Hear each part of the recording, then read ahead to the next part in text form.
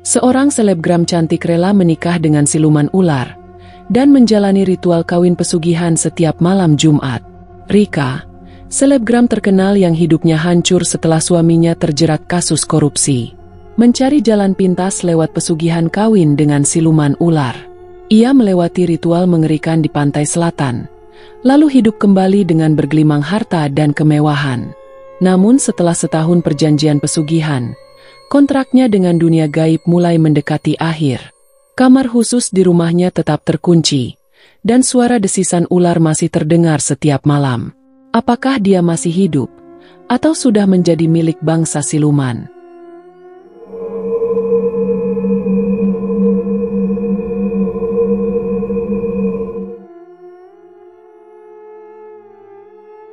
Dulu hidup Rika selalu tampak sempurna di mata pengikutnya di media sosial. Setiap hari ia mengunggah foto-foto liburan mewah, pakaian mahal dan makanan dari restoran ternama. Ia dikenal sebagai salah satu selebgram paling populer di Jakarta, dengan puluhan ribu pengikut yang selalu menantikan unggahan terbarunya.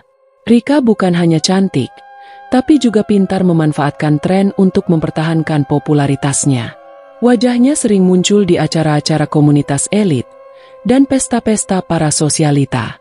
Ia selalu hadir dengan penampilan yang memukau, seolah tak pernah kekurangan apapun. Namun semua itu berubah ketika suaminya yang bernama Indra tersandung kasus besar yang mengguncang kehidupan mereka.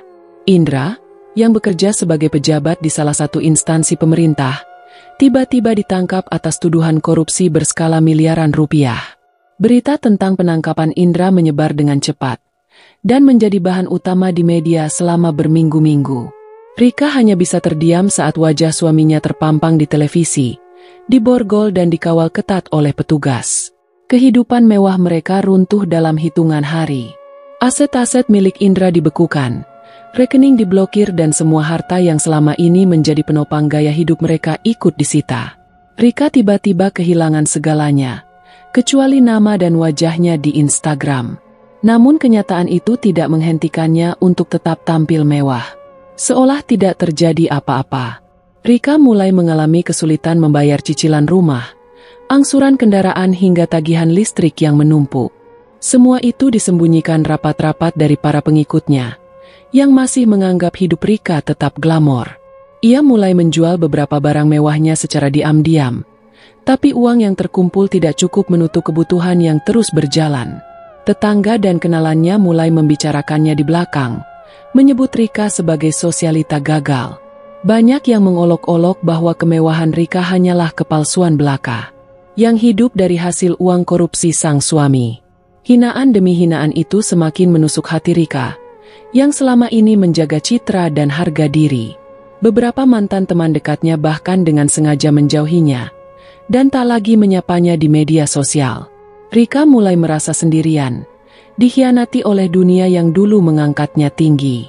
Namun yang paling menyakitkan bukanlah kehilangan harta, melainkan harga dirinya yang telah diinjak-injak. Di tengah keterpurukan itu Rika berusaha tetap bertahan. Ia terus mengunggah foto-foto lama seolah sedang liburan, menciptakan ilusi bahwa hidupnya tetap berjalan normal.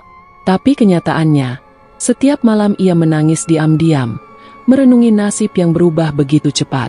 Satu persatu pekerjaan endorsement berhenti, karena tak ingin dikaitkan dengan skandal korupsi Indra. Rika bahkan sempat berpikir untuk menjual rumah warisan orang tuanya, yang selama ini ia tinggali bersama Indra. Namun rasa malu dan gengsi masih terlalu tinggi untuk mengambil langkah itu. Dalam sebulan, tagihan terus datang silih berganti seperti tamu tak diundang. Sementara penghasilan yang masuk hampir tidak ada. Rika mulai kehilangan akal. Ia tak bisa bekerja kantoran karena sudah terlalu lama bergantung pada popularitas. Mengemis pada keluarga pun bukan pilihan, karena selama ini ia terlalu bangga hidup mandiri. Hari demi hari tekanan itu menumpuk menjadi dendam. Ia merasa dunia tidak adil. Mengapa orang lain bisa tetap hidup enak meski tidak lebih pintar atau cantik darinya? Mengapa hanya dia yang harus menanggung malu dan penderitaan ini? Suatu malam saat sedang menyendiri di kamar, Rika menggenggam ponselnya erat. Ia menatap cermin dan melihat sosok dirinya yang lusuh, jauh berbeda dari Rika yang dikenalnya di masa lalu. Wajahnya mulai tirus, kulitnya pucat dan matanya sayu karena kurang tidur. Di balik layar, ia mencari berbagai cara untuk mendapatkan kekayaan dalam waktu singkat. Mulai dari investasi bodong, pinjaman online, hingga praktik-praktik spiritual yang menjanjikan kekayaan instan. Hingga akhirnya ia menemukan sebuah artikel lama yang membahas tentang pesugihan kawin dengan siluman. Artikel itu menyebutkan tentang perjanjian gaib dengan makhluk halus, pesugihan tanpa tumbal dan hanya berhubungan dengan makhluk tersebut. Rika membaca tulisan itu dengan serius, meresapi setiap kata yang terasa aneh tapi menggoda. Konon, orang yang menjalani ritual tersebut akan mendapatkan kekayaan dalam waktu singkat. Tidak butuh tumbal manusia, hanya keberanian dan kesediaan melakukan ikatan batin dengan bangsa jin. Rika merenung. Jika memang itu caranya maka ia siap menjalaninya. Harga diri yang hancur dan penderitaan yang menumpuk telah membuatnya buta arah. Ia ingin kembali kaya, kembali dipandang dan membuktikan pada semua orang bahwa dirinya tidak akan miskin. Di titik itu, Rika memutuskan untuk melakukan sesuatu yang tak pernah terpikirkan sebelumnya. Ia akan mencari jalan menuju pesugihan kawin dengan siluman. Ia tahu itu bukan pilihan mudah. Tapi ia juga tahu bahwa hidupnya sudah tidak bisa kembali seperti dulu. Dan untuk itu, ia bersedia menempuh jalan terkutuk sekalipun. Dendamnya telah berubah menjadi kekuatan yang mendorongnya melangkah lebih jauh. Hatinya sudah tidak takut lagi, karena yang lebih menakutkan baginya adalah hidup miskin dan terhina. Babak baru dalam hidup Rika pun dimulai, dan semuanya bermula dari keputusan yang akan mengubah nasibnya selamanya. Malam itu, ia memanggil seseorang yang selama ini setia kepadanya. Seseorang yang tahu seluk-beluk tempat-tempat angker dan punya koneksi dengan dunia gaib. Orang itu adalah Herman, sopir pribadi yang dulu sering mengantarnya kemana-mana. Dan di sanalah awal kisah pesugihan kawin ular dimulai. Malam itu udara terasa pengap, seolah ada sesuatu yang tak terlihat menyelimuti rumah Rika. Lampu-lampu di ruang tamu sengaja dibiarkan mati, hanya cahaya dari layar ponsel yang menerangi wajahnya. Ia duduk di sofa dengan rambut terurai, menatap layar tanpa benar-benar melihat. Pikirannya dipenuhi oleh rencana yang baru saja ia bentuk dalam kepala. Rika merasa sudah cukup menahan malu dan kesusahan. Ia ingin segera membalikkan keadaan, apapun risikonya. Satu-satunya orang yang terlintas di benaknya malam itu adalah Herman, sopir pribadinya yang sudah bekerja sejak awal pernikahannya dengan Indra. Herman bukan sekadar sopir, tapi juga orang kepercayaan yang sering mengantar mereka ke tempat-tempat rahasia dan pribadi. Meski usia Herman sudah hampir 50, geraknya masih cekatan dan ucapannya selalu tenang. Herman juga dikenal misterius, sering menghilang di akhir pekan tanpa memberitahu kemana pergi. Rika dulu tak terlalu peduli, tapi kini ia merasa ada yang bisa dimanfaatkan dari sifat Herman yang tertutup itu. Ia menghubungi Herman lewat pesan singkat, meminta datang ke rumah malam itu juga. Tanpa banyak tanya, Herman langsung datang seperti biasanya, mengenakan jaket lusuh dan topi hitam. Suasana rumah yang gelap membuat Herman bertanya-tanya, tapi ia tetap tenang. Rika menyuruhnya duduk dan mengunci semua pintu, memastikan tak ada yang bisa mendengar pembicaraan mereka. Dengan suara pelan tapi tegas, Rika membuka percakapan yang selama ini hanya ia simpan dalam hati. Ia berkata ingin mencari jalan untuk kembali kaya, dengan cara yang tidak biasa. Herman tidak langsung menjawab, hanya menatap Rika dalam-dalam seperti sedang menilai keberaniannya. Beberapa detik hening, hanya suara kipas angin yang terdengar di sela ruangan. Lalu, Herman mengangguk perlahan dan berkata bahwa ada satu jalan, tapi tidak semua orang sanggup menempuhnya. Rika semakin penasaran. Matanya menyorot tajam seolah ingin tahu segalanya malam itu juga. Herman lalu menyebut nama seseorang yang tak asing di telinga para pelaku spiritual. Abah. Menurut Herman, Abah adalah seorang kuncen yang tinggal di kawasan pesisir selatan Jawa. Ia dikenal sebagai penjaga gerbang antara dunia nyata dan dunia gaib. Banyak orang datang kepadanya untuk meminta berkah, tapi tak semua pulang dengan selamat. Abah tidak menerima sembarang orang, hanya mereka yang benar-benar nekat dan siap menanggung akibat. Herman sendiri mengaku pernah membantu beberapa orang yang melakukan perjanjian pesugihan lewat jalur Abah. Namun, ia tak pernah mau bercerita terlalu jauh tentang apa yang sebenarnya mereka alami. Kali ini, karena kedekatannya dengan Rika, ia bersedia membantu.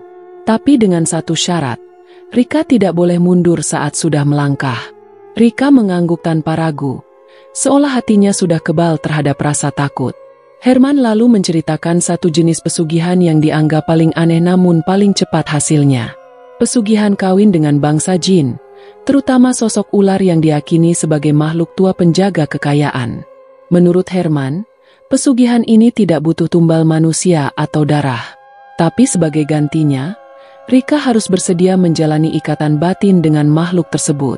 Ritualnya dilakukan di dalam goa tua yang dijaga oleh makhluk gaib, di bawah pengawasan Abah. Setiap malam Jumat, sang jin akan datang untuk memenuhi bagian dari perjanjian. Imbalannya adalah kekayaan tak terbatas selama 1 tahun penuh, tanpa diketahui siapapun. Rika terdiam sejenak, bukan karena takut, tapi sedang membayangkan hidupnya berubah kembali seperti dulu. Ia bahkan membayangkan para teman yang pernah menghina kini kembali menjilat dan meminta bantuannya. Setelah merenung, Rika menyatakan kesediaannya tanpa rasa ragu. Ia berkata siap melakukan apapun, asal hidupnya kembali berada di atas. Herman menatap Rika, seolah melihat wanita yang berbeda dari dulu. Kini yang ia lihat adalah seseorang yang sudah kehilangan rasa takut dan hanya menyisakan ambisi. Herman lalu menjelaskan bahwa ritual tersebut tidak bisa dilakukan begitu saja. Ada tahapan-tahapan yang harus dilalui, termasuk puasa, pembersihan diri, dan perjalanan ke tempat yang dianggap angker. Rika tak keberatan, bahkan semakin tertarik dengan unsur mistis dari proses itu. Baginya, semua rasa takut itu tidak sebanding dengan penderitaan yang selama ini ia telan sendiri. Mereka pun sepakat untuk memulai persiapan dalam waktu 3 hari. Herman akan mengatur waktu bertemu dengan Abah dan menyiapkan semua keperluan. Sebelum pulang, Herman memberikan Rika sebuah benda kecil yang dibungkus kain hitam. Benda itu adalah bunga melati yang sudah direndam dalam air kembang 7 rupa. Herman menyuruh Rika menyimpannya di bawah bantal selama 3 malam berturut-turut. Jika dalam 3 malam itu Rika tidak mimpi buruk atau diganggu makhluk gaib, maka tandanya ia siap menjalani ritual. Rika menerima benda itu dan meletakkannya di atas meja, memandanginya dalam hening.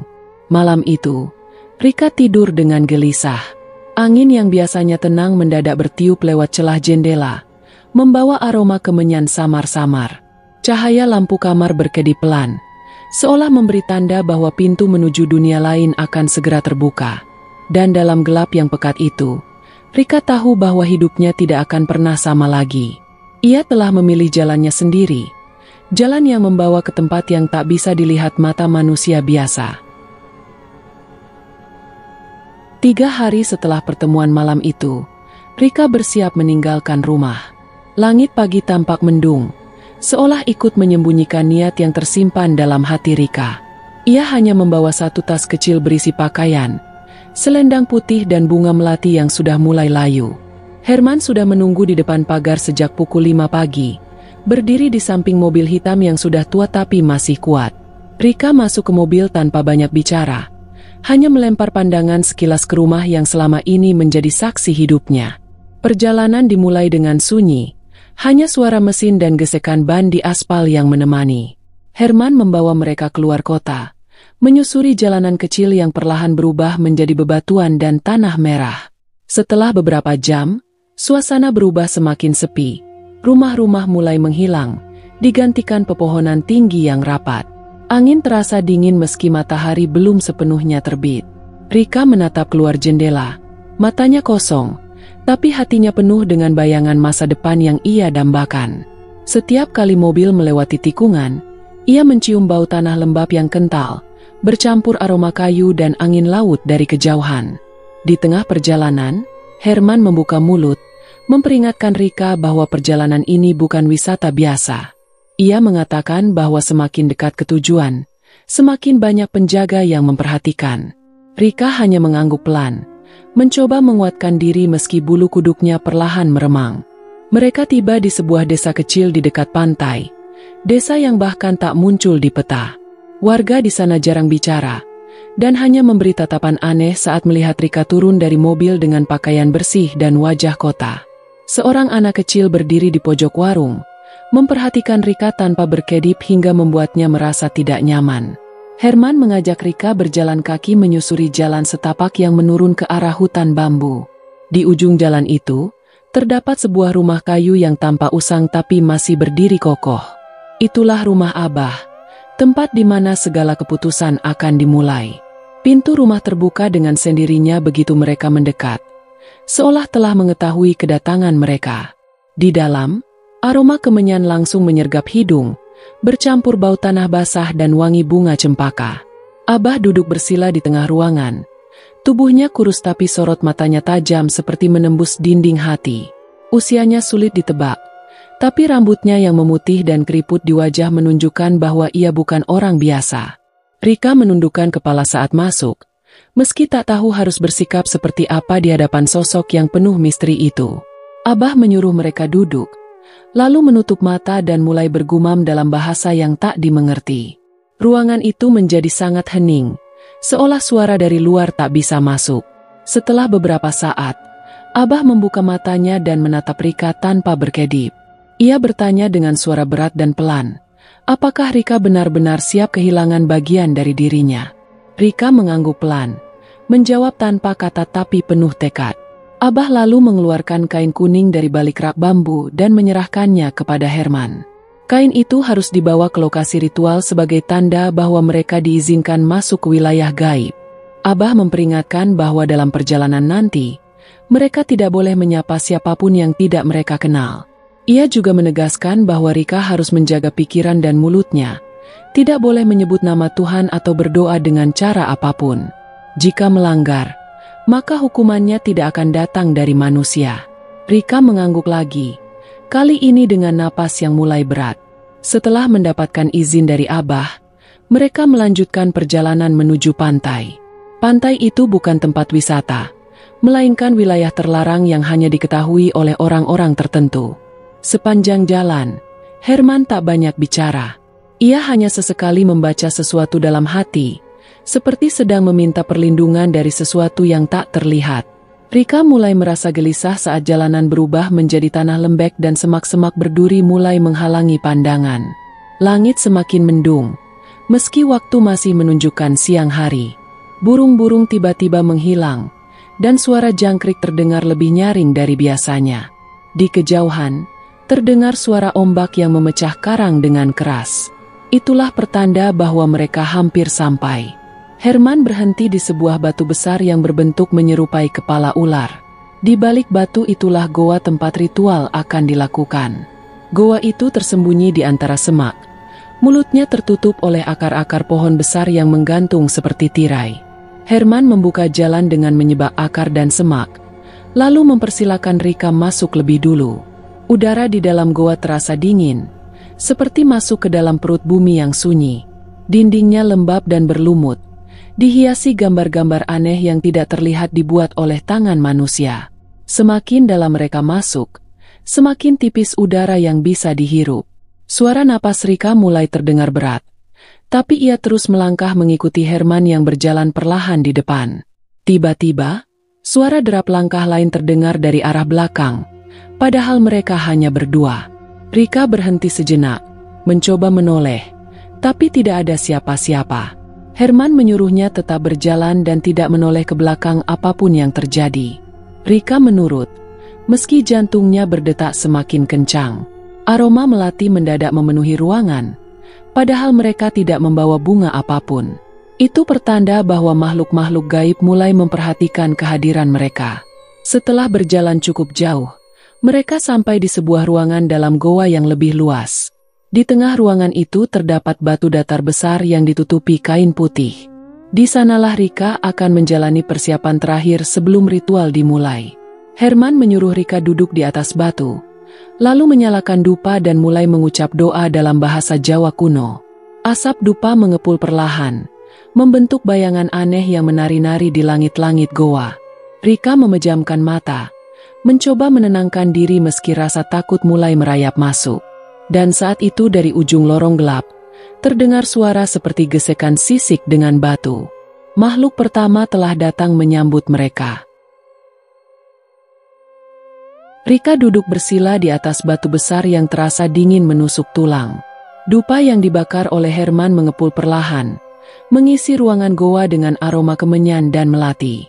Sinar obor yang mereka bawa sebelumnya mulai meredup, meninggalkan cahaya temaram yang bergetar di dinding goa. Suara dari lorong dalam semakin terdengar jelas, seperti gesekan sisik dengan tanah basah. Rika memejamkan mata, mencoba menenangkan detak jantungnya yang berdegup tak beraturan. Herman berdiri di sisi batu, terus membacakan mantra dalam bahasa Jawa yang terdengar berbisik. Ia menutup mata sambil sesekali menaburkan bunga di sekitar Rika. Ritual ini belum benar-benar dimulai, tapi hawa di dalam goa sudah terasa berat. Rika merasakan udara menjadi dingin dan lembab, seperti berada di dasar sumur. Di tengah-tengah hening itu, terdengar suara napas panjang dari dalam lorong. Herman membuka mata perlahan dan menyuruh Rika jangan sekali-kali menoleh ke belakang. Rika mengangguk meski tubuhnya mulai gemetar pelan. Abah pernah berkata bahwa pintu menuju dunia lain tidak terbuka dengan paksa, melainkan dengan izin. Dan saat itu pintu itu sudah mulai terbuka. Tiba-tiba dari dalam lorong, muncul angin yang menyapu wajah Rika. Bersamaan dengan itu, muncul suara bisikan yang terdengar di telinga kanannya. Suara itu bukan suara manusia, lebih menyerupai desisan panjang yang menyeramkan. Herman menoleh pelan ke arah lorong, lalu berlutut dan menunduk dalam-dalam. Rika meniru gerakan itu, meski ia tidak tahu kepada siapa mereka sedang memberi hormat. Cahaya dari ujung lorong mulai berpendar samar, seperti nyala api kecil yang bergerak pelan. Di dalam kegelapan terlihat bayangan besar merayap, menyerupai tubuh ular yang sangat panjang. Namun bayangan itu tidak pernah benar-benar menampakkan wujudnya, hanya sekilas lalu menghilang.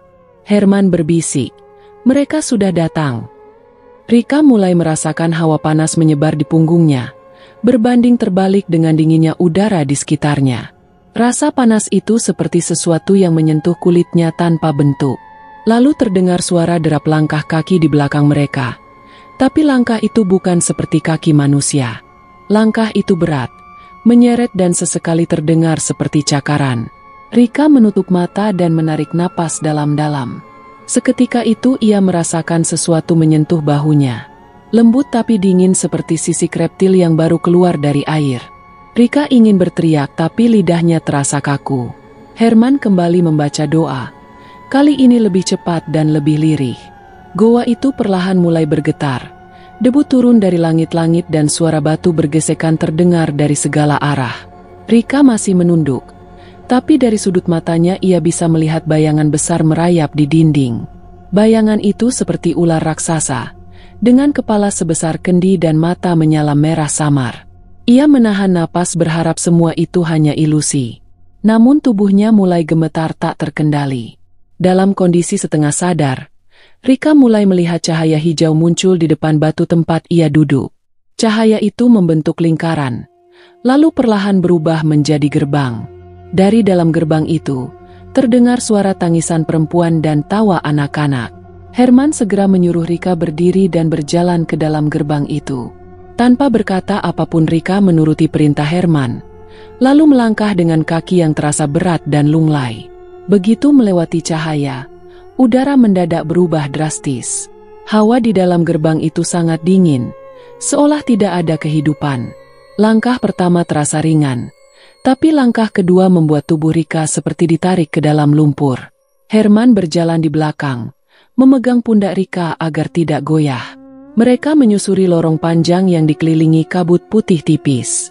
Tidak ada suara lain, hanya detak jantung yang terdengar di telinga mereka sendiri. Tiba-tiba terdengar suara rintihan dari salah satu sisi lorong. Rika menoleh sekilas dan melihat bayangan tubuh tergantung di langit-langit goa. Tubuh itu menggantung tanpa tali, melayang dengan kepala terbalik menatap Rika. Wajahnya pucat dan matanya hitam kosong. Bibirnya bergerak-gerak seperti ingin mengatakan sesuatu. Rika segera memalingkan wajah dan mempercepat langkah. Herman menegurnya pelan, "Jangan tanggapi makhluk itu." Mereka terus berjalan hingga akhirnya tiba di sebuah ruangan yang diterangi cahaya merah samar. Di tengah ruangan, terdapat kolam kecil berisi air hitam yang diam seperti kaca.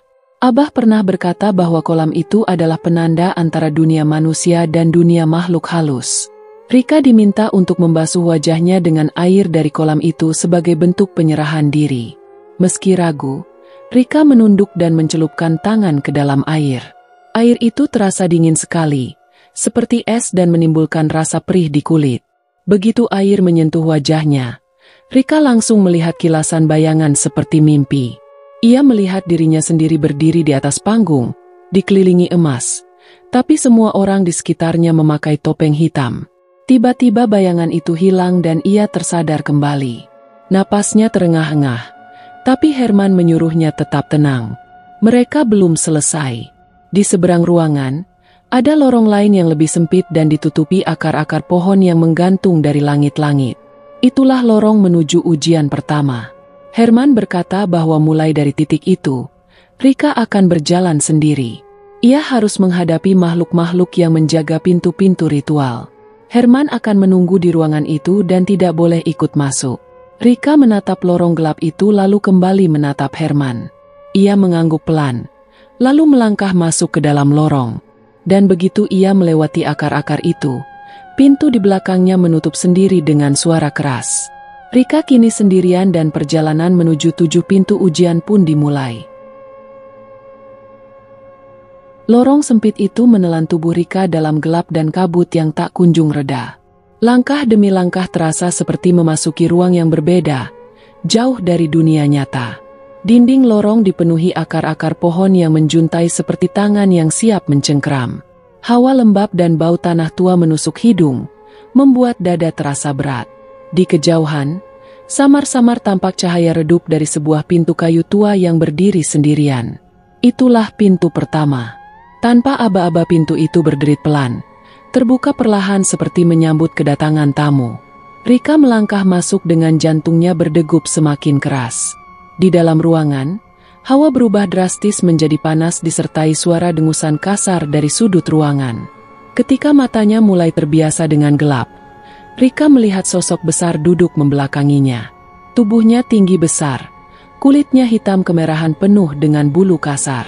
Itu adalah genderuwo. Makhluk itu berdiri perlahan dan menoleh ke arah Rika dengan mata merah menyala. Suara napasnya berat dan dalam. Genderuwo itu berjalan ke arah Rika sambil menggeram pelan. Rika mundur beberapa langkah, namun ia tahu tak bisa lari. Tiba-tiba makhluk itu berhenti. Hanya beberapa langkah di depan wajah Rika. Ia mengangkat tangannya dan menunjuk tepat ke dada Rika. Dalam sekejap, dada Rika terasa panas seperti terbakar dari dalam. Makhluk itu menguji ketahanan tubuh dan keteguhan niatnya. Rika menutup mata, menahan sakit sambil memikirkan semua rasa malu dan hinaan yang pernah ia terima. Beberapa saat kemudian, rasa panas itu hilang, dan genderuwo itu menghilang begitu saja dalam asap. Pintu kedua terbuka di hadapan Rika tanpa suara. Ruangan kali ini jauh lebih dingin dan sunyi. Tidak ada makhluk yang tampak, hanya suara tangisan pelan dari setiap arah. Tangisan perempuan, tangisan anak-anak dan suara napas panjang menyatu menjadi satu. Rika berjalan perlahan, matanya mencari-cari asal suara. Tiba-tiba dari atas langit-langit ruangan, jatuh sesuatu yang membuatnya mundur. Itu adalah potongan kain putih berlumuran darah, dan di ujung kain itu ada tangan kecil menggenggam sesuatu. Tangisan menjadi semakin nyaring dan berubah menjadi jeritan. Rika menutup telinga lalu duduk, namun suara itu masuk ke dalam pikirannya. Ia melihat bayangan anak kecil merangkak di lantai. Satu demi satu makhluk-makhluk kecil muncul dari kegelapan, berjalan ke arahnya tanpa suara. Namun tak ada yang menyentuhnya. Mereka hanya lewat, membawa rasa duka dan penyesalan yang menyesakkan dada. Pintu ketiga terbuka di ujung ruangan, seperti memberi jalan keluar. Rika segera berdiri dan berjalan masuk. Ruangan ketiga lebih sempit tapi terasa pengap dan berat.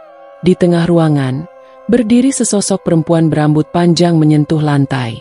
Wajahnya tertutup rambut dan bajunya lusuh seperti kain kafan yang kotor. Rika tahu makhluk itu adalah kuntilanak. Makhluk itu berdiri diam, Tapi suara tawanya terdengar dari segala penjuru. Rika mencoba tidak menatap langsung, tapi kuntilanak itu perlahan melayang mendekat. Bau bunga Kamboja yang menyengat. Suara tawa berubah menjadi tangisan lalu jeritan. Tiba-tiba ruangan dipenuhi angin kencang, membuat rambut dan pakaian Rika berkibar tak beraturan. Kuntilanak itu muncul di hadapannya, menatap dengan mata hitam lebar dan mulut sobek hingga telinga. Namun Rika tidak bergerak. Ia tetap diam menahan rasa takut. Makhluk itu melayang mengitari tubuhnya beberapa kali, lalu menghilang perlahan seperti asap. Pintu keempat muncul di balik dinding, bercahaya merah samar. Rika melangkah masuk dengan langkah yang mulai berat. Di ruangan keempat, tidak ada suara, tidak ada sosok menyeramkan, namun hanya ada kegelapan. Saat ia mencoba berjalan, kaki kirinya menyentuh sesuatu yang dingin.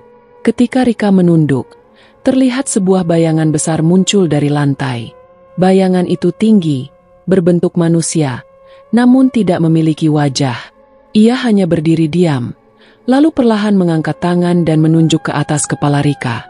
Rika merasa tubuhnya menjadi ringan, seolah hendak melayang. Bayangan itu menguji keyakinan dan keberanian terakhirnya. Dalam kondisi gelap, Rika melihat dirinya sendiri, berdiri tanpa sehelai benang dengan tubuh penuh luka. Suara dalam pikirannya bertanya, masih ingin melanjutkan? Rika menggelengkan kepala lalu mengangguk dan menangis. Namun langkah kakinya tetap maju. Bayangan itu mundur dan menghilang di balik dinding. Pintu kelima terbuka perlahan, dan dari celahnya tercium bau busuk yang luar biasa tajam. Rika menutup hidung, tapi bau itu tetap menembus inderanya. Ruangan kali ini dipenuhi lumpur hitam, dan di tengahnya ada sosok ular besar sedang melilit sesuatu. Ular itu memiliki mata emas yang menyala dalam gelap.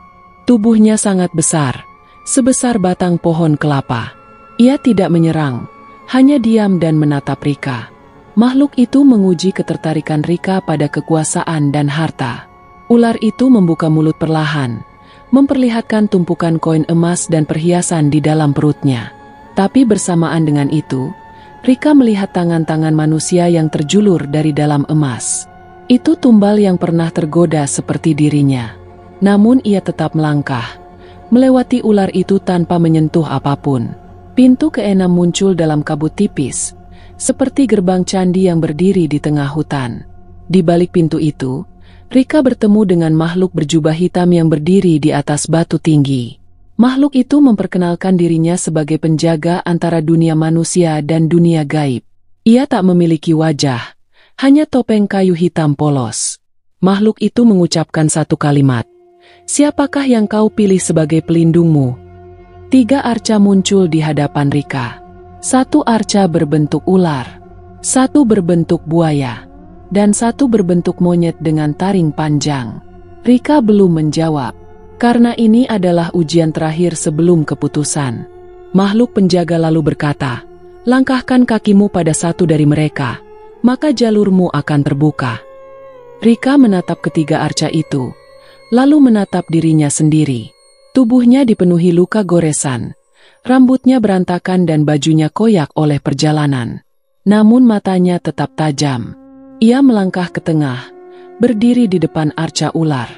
Begitu ia melangkahkan kaki ke atas batu di hadapan arca ular, pintu ke-7 pun terbuka. Cahaya merah keluar dari dalam pintu menyinari wajah Rika. Makhluk penjaga menunduk perlahan, lalu menghilang ke dalam bayangan. Di dalam pintu ke-7 itulah, Rika akan menghadapi perjanjian sebenarnya. Perjanjian yang tidak bisa dibatalkan. Dan suara ular kembali terdengar, kali ini lebih jelas, lebih dekat dan lebih mengerikan. Rika berdiri di ambang pintu ke-7.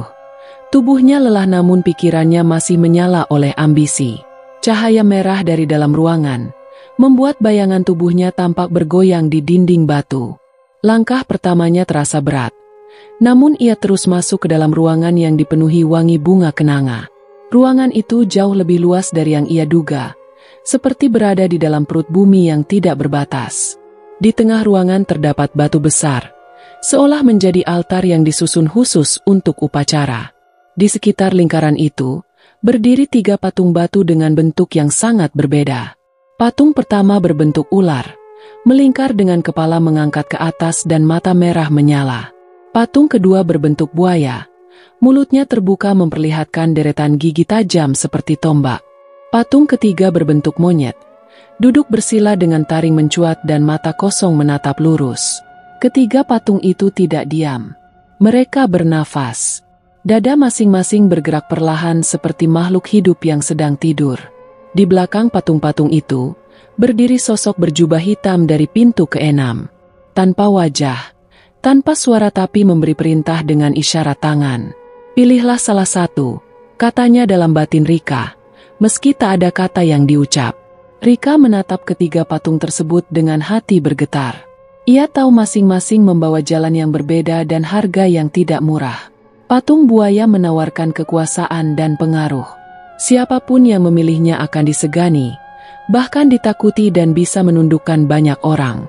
Namun pengaruh itu datang bersama darah, karena pemilih buaya harus mencelakai orang lain untuk menjaga kekuatannya. Patung monyet menawarkan kelicikan dan kecepatan rezeki. Setiap keputusan bisa menghasilkan uang dalam waktu singkat. Tapi sebagai gantinya, pemilihnya akan kehilangan kemampuan mempercayai siapapun bahkan dirinya sendiri. Patung ular adalah yang terakhir. Ia menawarkan kekayaan dalam bentuk emas, tanah dan barang berharga lainnya. Tapi pengorbanannya lebih pribadi. Pemilih harus menjalin hubungan batin dan fisik dengan siluman itu, dalam sebuah ikatan gaib.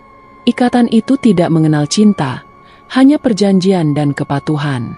Rika berdiri lama, memandangi patung ular dengan pandangan tajam. Hatinya sudah mengarah pada pilihan itu sejak ia melihat mata siluman di pintu ke-5. Bukan karena ia ingin, tapi karena ia tahu hanya jalur itu yang tak menuntut darah atau kehilangan akal. Ia bisa menerima hubungan tanpa cinta, asalkan ia bisa kembali memegang kendali hidupnya. Rika melangkah ke depan patung ular, dan berhenti tepat di tengah lingkaran batu. Suara angin tiba-tiba menderu di dalam ruangan, seperti tawa ribuan makhluk yang menyeramkan. Tanah di bawah kakinya bergetar pelan, dan patung ular membuka matanya lebih lebar. Dari balik patung itu, muncul seekor ular besar dengan sisik berkilau seperti logam. Tubuhnya panjang, bergerak perlahan membentuk lingkaran di sekeliling altar. Matanya menyala terang seperti lentera di tengah kabut. Siluman itu tidak berbicara, namun pikirannya langsung masuk ke dalam pikiran Rika. "Aku menerima pilihanmu," ucapnya tanpa suara. "Tapi kita harus menyatu dalam ikatan malam ini." Rika menunduk dan tubuhnya terasa lemas. Tapi ia tetap berdiri meski lututnya mulai gemetar.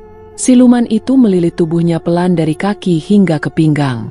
Suasana ruangan berubah menjadi hangat dan lembab. Suara gong dari kejauhan menggema 7 kali, menandakan awal perjanjian pesugihan dimulai. Dari dinding batu muncul puluhan makhluk kecil menyerupai manusia, tapi tidak memiliki mata dan menyaksikan proses penyatuan tersebut. Mereka berbaris melingkar, berdoa dengan bahasa yang tidak dikenali Rika. Siluman itu mulai menyentuhkan kepalanya, dan napasnya terasa seperti hembusan angin dari dalam goa. Rika memejamkan mata dan membiarkan ritual itu terjadi. Dalam pikirannya muncul bayangan istana megah, mobil mewah dan koin emas. Namun semua itu terbungkus kabut dan suara bisikan aneh.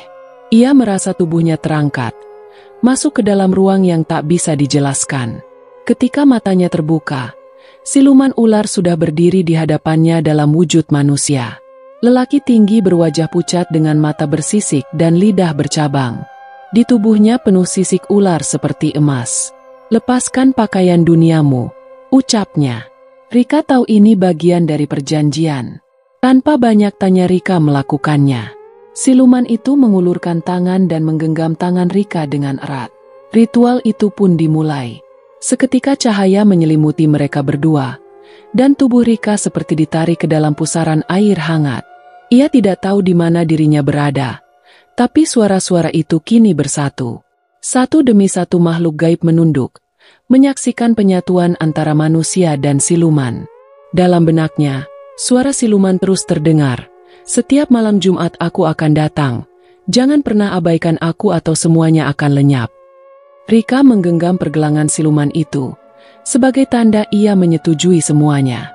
Begitu ritual selesai, cahaya padam dan ruangan menjadi gelap. Ketika Rika membuka mata, ia sudah kembali berdiri di depan pintu keluar. Tangannya menggenggam koin-koin emas yang masih hangat, seperti baru keluar dari perut bumi. Di belakangnya suara siluman berbisik, "Kita sudah terikat hingga waktu memutuskan."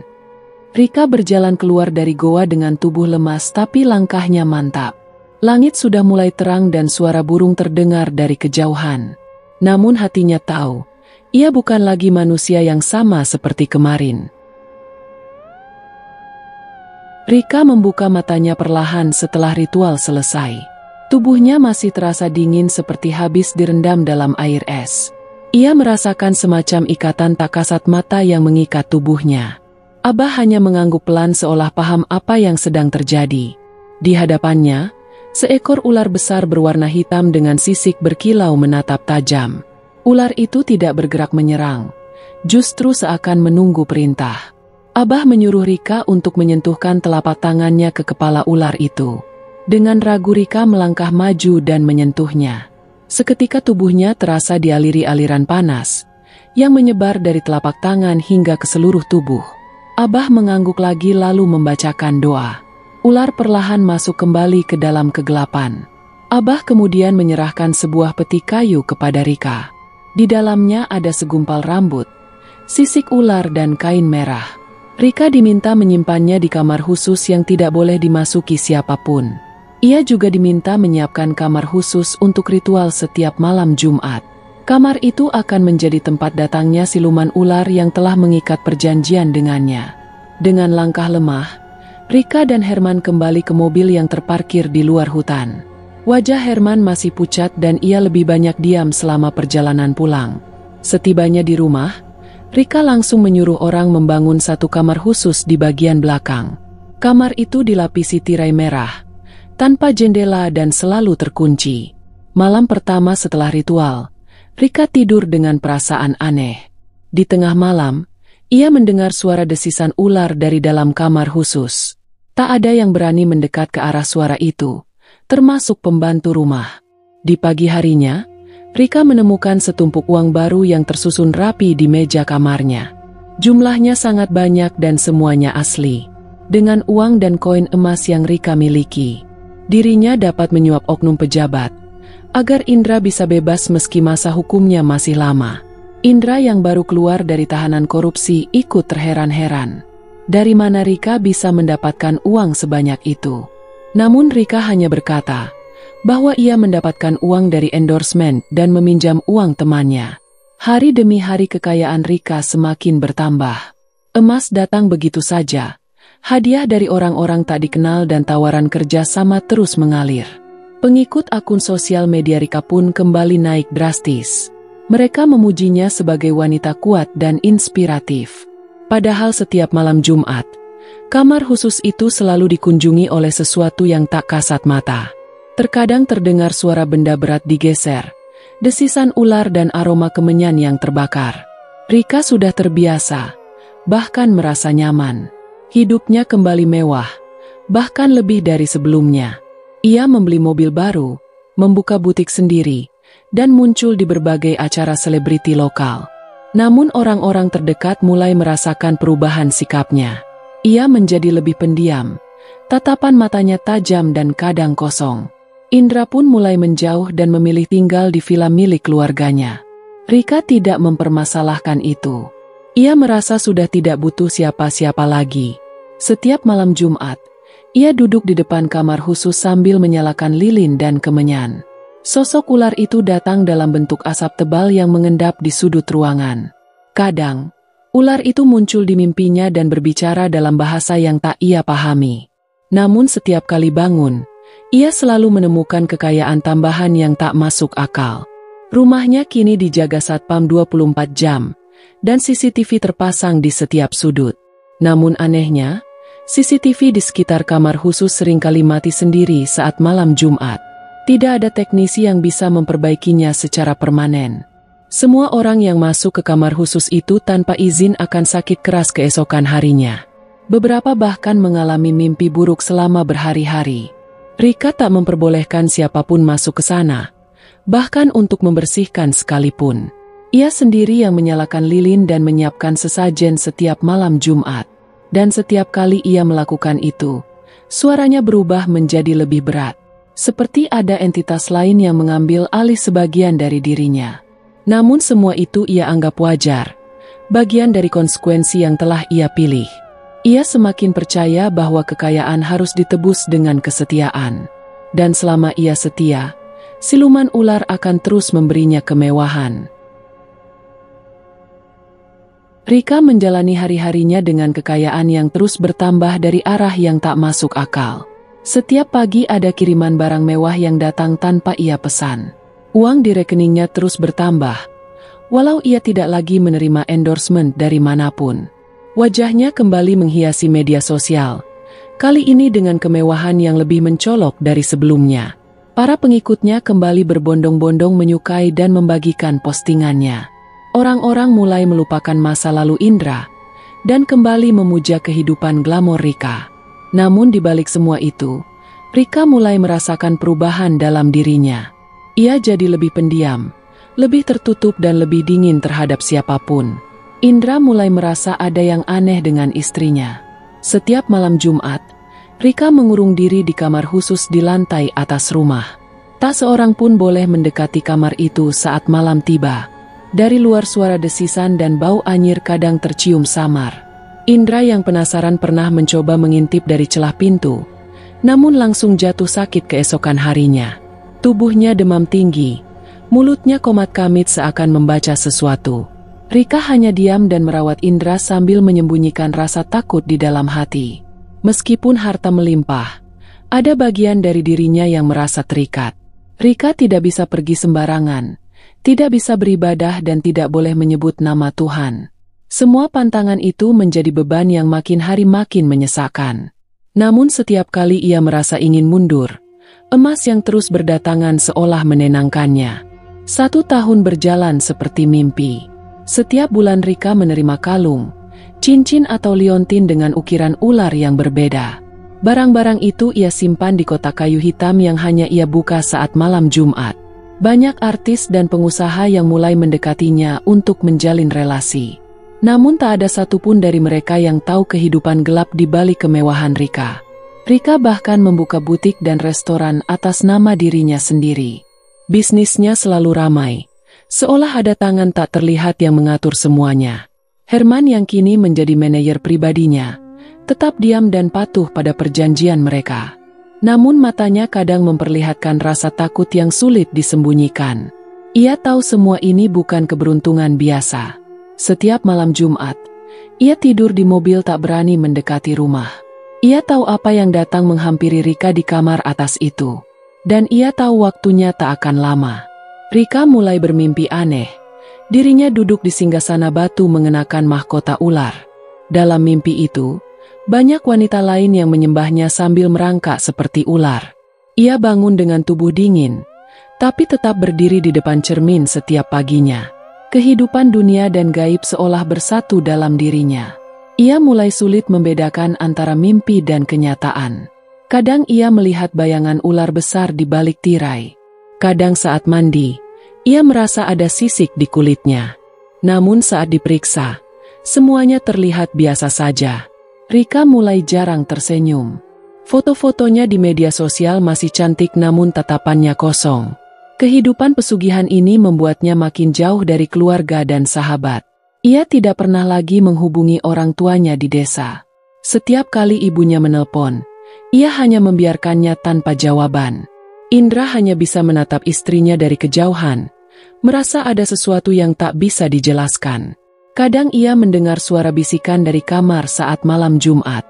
Kadang terdengar suara Rika menangis lirih. Namun tak lama kemudian berubah jadi tawa kecil yang menyeramkan. Rika tak pernah mengizinkan siapapun masuk ke kamar itu selain dirinya. Bahkan asisten rumah tangga dilarang membersihkannya. Suatu hari seekor ular hitam muncul di dapur. Asisten rumah tangga menjerit. Namun Rika hanya tersenyum dan menyuruh mereka tidak menyentuhnya. Biarkan ular itu, ucapnya tenang. Sejak saat itu para pekerja rumah tangga bekerja dengan ketakutan. Beberapa dari mereka mengundurkan diri tanpa alasan jelas. Rika tidak mempermasalahkan itu. Ia merasa rumahnya cukup dengan dirinya dan ular yang menemaninya. Rika juga mulai jarang keluar rumah saat siang hari. Kulitnya jadi lebih pucat dan kelopak matanya tampak kehitaman. Namun di depan kamera, ia tetap terlihat cantik bahkan lebih mempesona. Followersnya terus bertambah. Namun komentar-komentar aneh mulai muncul di postingannya. "Ada bayangan di belakangmu," tulis salah satu komentar. "Kenapa mata kamu seperti bukan manusia?" tanya yang lain. Rika menghapus komentar-komentar itu dan membatasi akun-akun tertentu. Namun rasa gelisah mulai tumbuh di dalam hatinya. Ia mulai merasa ada yang mengintai setiap malam. Kadang ia bermimpi dikejar sosok ular besar bersisik keemasan. Kadang ia terbangun dengan leher seperti dicekik. Namun ia tetap bertahan karena emas terus mengalir. Ia ingat pesan Abah, tahun pertama akan terasa ringan, tapi hati-hati saat masuk tahun kedua. Rika tak tahu apa yang akan terjadi setelah itu. Tapi ia tahu, tidak ada jalan mundur yang mudah dalam pesugihan kawin ular. Hari-hari Rika mulai diwarnai kecemasan yang tidak biasa. Ia kerap terbangun di tengah malam dengan tubuh basah oleh keringat. Mimpi buruk datang silih berganti, mengaburkan batas antara nyata dan tidak. Dalam tidurnya ia melihat dirinya terjerat dalam lilitan ular raksasa. Ular itu menatapnya tanpa berkedip, seolah menagih janji yang akan segera jatuh tempo. Rika semakin sering melamun, bahkan saat sedang berdandan di depan cermin. Wajahnya yang dulu penuh percaya diri kini tampak sayu dan lesu. Indra mulai menyadari perubahan itu, tapi Rika selalu menghindar bila ditanya. Kamar khusus di lantai atas tetap tertutup rapat seperti biasa.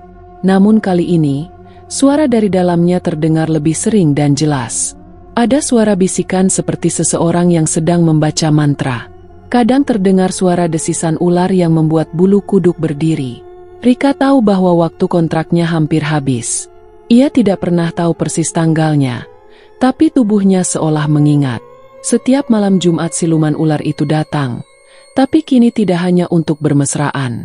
Ia datang dengan mata lebih tajam, gerakannya lebih dingin dan auranya yang mengancam. Satu malam, Rika bermimpi dirinya berada di dalam goa yang sama seperti dulu. Namun kali ini goa itu tidak diam. Ia bergetar seperti marah dan hidup.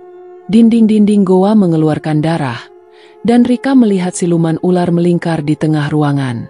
Siluman itu tidak memanggil dengan suara, tapi menatap tajam seolah memberi pilihan. Dalam mimpi itu muncul suara yang berkata, "Perjanjianmu 1 tahun, waktumu tinggal sedikit." Rika terbangun dengan teriakan dan leher basah oleh keringat. Ia mendapati jejak sisik ular di sprei putihnya. Rasa takut mulai melumpuhkan logikanya. Namun kekayaan yang ia nikmati juga membuatnya enggan berhenti. Setiap hari ia harus berpikir keras, memilih antara 2 jurang yang sama-sama menakutkan. Lanjutkan kontrak dan kehilangan kemanusiaan, atau berhenti dan menerima konsekuensinya. Ia mencoba mencari Abah, tapi pria tua itu seperti menghilang dari dunia. Nomor ponselnya tidak aktif dan rumahnya kosong. Bahkan warga sekitar pun mengaku tak pernah mengenalnya. Rika merasa seolah-olah dijebak oleh perjanjian gaib yang tidak memberinya jalan keluar. Ia mulai melihat sosok ular di cermin, di lantai marmer, bahkan dalam air kolam renangnya. Matanya mulai menghitam, seperti ada bayangan samar yang menyelimuti bola matanya. Semakin hari tubuhnya terasa lebih dingin. Napasnya berbau amis seperti ikan busuk. Ia mencoba mendekatkan diri pada agama, tapi setiap kali menyebut nama Tuhan, tenggorokannya langsung tersedak. Lidahnya keras dan ada rasa sakit seperti ditusuk dari dalam tenggorokan. Ia tahu itu adalah peringatan dari perjanjian pesugihan, dan pantangan tetap berlaku hingga kematian. Malam Jumat berikutnya datang dengan angin yang tak biasa. Lampu-lampu di rumahnya padam tanpa sebab. Herman yang dulu selalu siaga, kini sudah tidak betah tinggal di rumah itu. Ia meminta izin cuti beberapa hari, tapi Rika tahu dia tidak akan kembali. Rika duduk sendiri di ruang tamu dengan pakaian putih. Dirinya sudah pasrah dengan keadaan. Tiba-tiba dari arah tangga terdengar suara benda berat diseret. Ia menoleh pelan, dan melihat ekor panjang berwarna hitam mengkilat turun perlahan. Siluman itu datang bukan untuk menagih cinta, tapi menagih keputusan Rika. Rika tahu malam itu adalah titik balik. Ia diberikan pilihan, memperpanjang perjanjian atau menjadi budak siluman ular untuk selamanya. Tubuhnya mulai bergetar hebat, seolah tidak mampu menggerakkan tangan dan kaki. Siluman ular mendekat, mata merahnya menyala dalam kegelapan. Satu kalimat muncul di benaknya, "Jika kau menolak, kau akan jadi tumbalku selamanya." Dan di saat itu juga Rika menangis. Ia tidak pernah merasa setakut itu seumur hidupnya. Rika berdiri di depan cermin besar di ruang riasnya. Wajahnya tetap cantik tetapi ada sesuatu yang berubah di sorot matanya. Mata itu tidak lagi bersinar karena semangat, tapi karena sesuatu yang tak terlihat oleh mata biasa. Ia masih sering muncul di media sosial, membagikan foto-foto mewah dan endorse produk kecantikan. Namun aura di balik senyumnya kini terasa dingin dan hampa. Para pengikutnya tetap terpukau, tapi beberapa mulai merasakan keanehan yang sulit dijelaskan. Rika tampak semakin jarang keluar rumah. Ia lebih banyak menghabiskan waktu di dalam kamar, terutama kamar yang terkunci itu. Kamar khusus yang konon dulu dibuat untuk ritual malam Jumat kini tak pernah dibuka oleh siapapun. Bahkan pembantu rumah tangga pun tak berani membersihkan bagian depan pintu kamar itu. Sering terdengar suara mendesis dari balik pintu, seperti suara ular besar yang tengah bergeliat. Tetangga sekitar juga mengaku mendengar suara perempuan menangis dari dalam rumah Rika setiap malam Jumat. Namun saat ditanya, Rika selalu menjawab bahwa itu hanya suara televisi atau efek kerja lembur. Herman, sopir setianya, sudah lama mengundurkan diri dan tak pernah terlihat lagi. Beberapa orang berspekulasi bahwa Herman mengalami gangguan jiwa setelah mengantar Rika ke tempat pesugihan itu. Rika semakin rajin mengunggah foto-foto mewah, tetapi tanpa keterlibatan langsung di luar rumah. Ia tak lagi hadir di acara-acara publik, tidak menerima undangan wawancara, bahkan menolak kontrak kerjasama yang mengharuskannya tampil langsung. Beberapa netizen merasa curiga, namun tidak punya bukti apapun untuk mempertanyakan perubahan itu. Beberapa dari mereka hanya berbisik bahwa Rika sudah menjual dirinya ke dunia lain. Aura misterius yang menyelimuti dirinya membuatnya semakin populer, namun juga semakin menjauh dari manusia. Beberapa mantan teman dekatnya mengaku merasa merinding tiap kali menatap matanya. Mereka bilang mata Rika sekarang seperti mata ular, dingin dan tak berkedip terlalu lama. Salah satu sahabat lamanya bahkan bermimpi buruk selama 7 hari setelah menginap semalam di rumah Rika. Dalam mimpi itu ia melihat sosok ular besar tidur di samping Rika di ranjangnya. Ia juga melihat darah menetes dari kaki Rika yang digigit ular tersebut. Namun saat ia menceritakan mimpi itu kepada Rika, perempuan itu hanya tertawa lalu menghilang dari pergaulan. Banyak yang percaya bahwa Rika telah memperpanjang kontrak pesugihan itu. Namun tidak sedikit pula yang yakin bahwa Rika sekarang hanyalah wadah, bukan lagi manusia sepenuhnya. Kehidupannya tetap bergelimang kemewahan, namun kosong dari kehangatan manusia. Kamar khusus di rumahnya tetap tertutup rapat. Tidak ada satu orang pun yang pernah masuk ke dalam sejak setahun terakhir. Kadang dari celah bawah pintu terlihat kilatan cahaya kehijauan. Kadang pula terdengar suara tertawa lirih yang membuat bulu kuduk berdiri. Tetangga sebelah rumah bahkan sempat melihat sesosok bayangan bersisi keluar dari jendela kamar itu pada malam Jumat Kliwon. Bayangan itu panjang, menjalar seperti ular, lalu lenyap begitu saja. Meski begitu, tidak ada yang berani menegur atau bertanya langsung kepada Rika. Aura yang membungkus dirinya seperti tembok yang tak bisa ditembus. Ia tetap aktif secara digital, namun kehidupan nyatanya menjadi misteri. Apakah ia masih manusia? Atau sudah menjadi bagian dari siluman yang dulu ia kawini? Tidak ada yang tahu pasti. Hanya Rika dan makhluk di kamar itu yang tahu jawabannya. Cerita tentang pesugihan kawin ular yang dulu dianggap legenda, kini punya wajah nyata di dunia maya. Wajah itu adalah milik Rika. Wajah yang kini hanya bisa dilihat, tapi tak bisa lagi didekati. Dan kamar itu akan tetap tertutup selamanya. Karena bila terbuka, mungkin dunia ini akan melihat sesuatu yang tidak pernah bisa dilupakan.